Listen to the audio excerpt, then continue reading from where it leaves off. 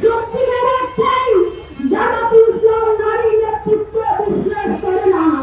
18 কোটি মানুষের বিরুদ্ধে প্রতিবাদ করে তুলেছে, প্রতিবাদ জানাচ্ছে, তারপরে তারা তাদের বিরোধ বিরোধী হয়েছে এবং তারা মিথ্যা কথা বলে জাতিকে বিভ্রান্ত করতে বলছে।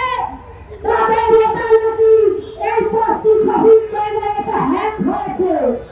আমাদের বক্তব্য স্পষ্ট, যদি হ্যাক হয়ে থাকে তাহলে ওই পোস্টের ওই টুইটার হ্যান্ডেলে আমরা দেখেছি এই 9 ঘন্টা সময়ে আরো অসংখ্য পোস্ট এসেছে বিভিন্ন জায়গায় নির্বাচনকে কেন্দ্র করে।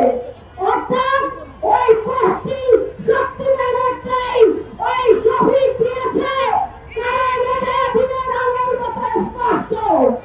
আর জাতিগতে শফিক নামকের রানীর যে সাক্ষাৎকার দিয়েছে সেখানেও কিন্তু তিনি তুলে ধরেছে যে বাংলাদেশের নারীদের নেতৃত্ব তারা বিশ্বাস করে না। পাঞ্জাবের জগতে একটি বিশ্বস্ত নাম শাবাব এথনিক ওয়্যার।